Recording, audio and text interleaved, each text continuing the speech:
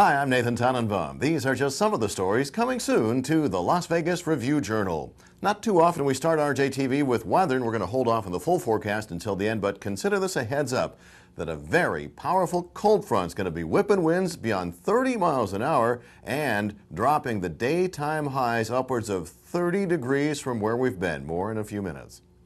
A 19-year-old Las Vegas man arrested a couple of weeks ago on sexual assault and lewdness with a minor charges may have more victims. Las Vegas Metro Police say that Matthew Andrews' mom, Holly, had been running a daycare business out of her home. She closed it down after her son's arrest. Investigators are now asking parents whose children attended that daycare to contact them if they have concerns that the kids may have been abused. The Review-Journal is following the case and will have the latest in print by our late-night press deadline with immediate developments posted on our online breaking news section. We're also learning more about the helicopter that crashed Sunday evening on Mount Charleston. Now, 3 people escaped with their lives before the private chopper burst into flames around the 11,500-foot elevation. If you haven't seen the names of the passengers and pilot in print or online, you will as soon as we get them, including any information on both the pilot's flight record as well as the aircraft itself. We're just days away from the official opening of registration for domestic partners in Nevada.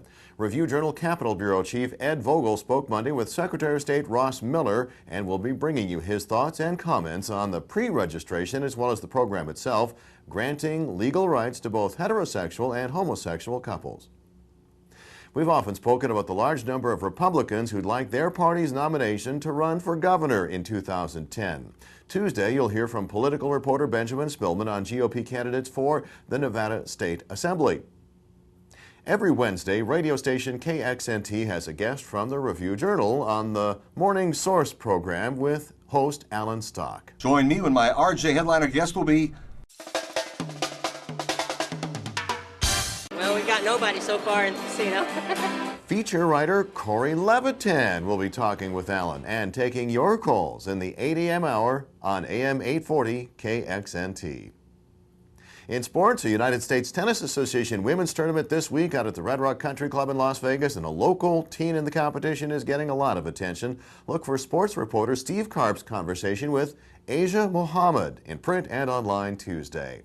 Tuesday also brings another edition of 20 Questions, where you get to learn more about a member of the UNLV Rebel football team. This week, linebacker Ronnie Paolo. Now let's get back to the weather. Ahead of those very windy conditions expected Tuesday, the Clark County Department of Air Quality and Environmental Management Monday issued an advisory for Tuesday afternoon through Wednesday morning for the elderly, the very young, and anyone sensitive to blowing dust and sand, suggesting they limit their time outdoors. The air quality folks are also alerting construction site managers to be aware of the weather and do what they can to keep blowing dust down. Well, after a Monday high around the century mark, it is still going to be warm Tuesday with the mercury topping out in the upper 90s, then taking a 20-degree plunge into the 70s for a couple of days. And check those overnight lows in the 50s for Thursday and Friday morning. For breaking news 24/7, you're at the right spot, ReviewJournal.com.